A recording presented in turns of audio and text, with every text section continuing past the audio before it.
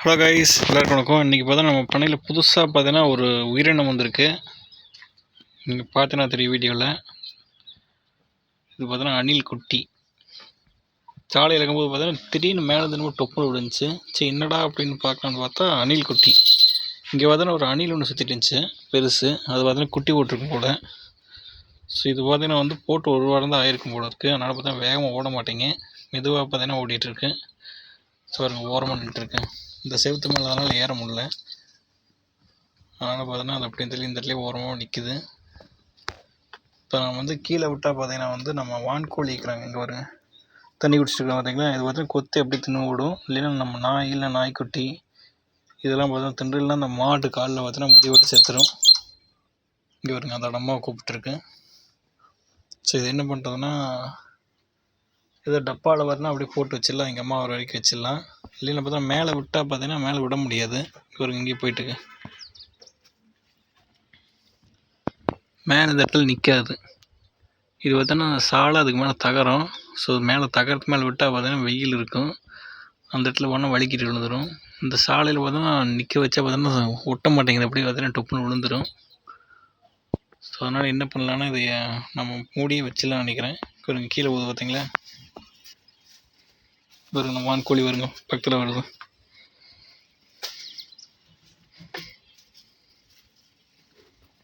அங்கே போயிடுச்சு. வான்கோழி பார்த்தீங்களா துரத்திட்டு போகுது.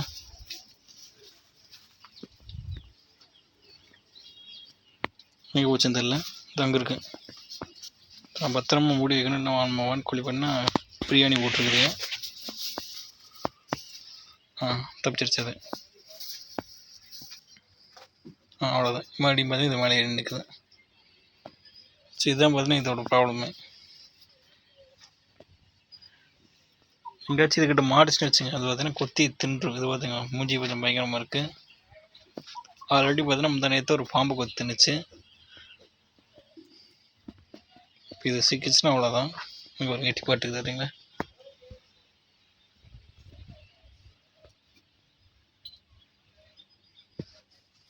இது அப்படியே விட்டுடலாமா இல்லை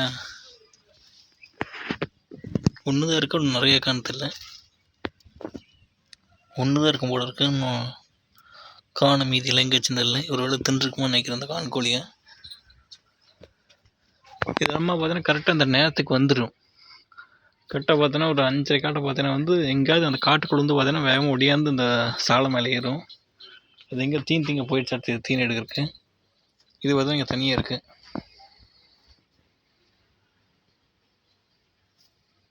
நம்ம அதை டப்பாவில் போட்டு வச்சிடலாம். கற்றுது பார்த்தீங்களா, பிடிச்சா கடிச்சு வச்சிடும் போடுது. கடிச்சா பார்த்தீங்கன்னா என்ன ஊசி விட்றேன்னு தெரியாது. ஸோ அதனால் தொடாமல் உள்ள போயிடுச்சு. ஸோ இது வெளியே வந்ததுக்கப்புறம் பார்த்தீங்கன்னா அந்த பிடிச்சி ஒரு பக்கம் மூடி வச்சிடுறேன். ஒரு 6 மணிக்கு அப்புறம் பார்த்தீங்கன்னா திறந்து விட்டால் எங்கள் அம்மா வந்து தூக்கிட்டு போயிடும்.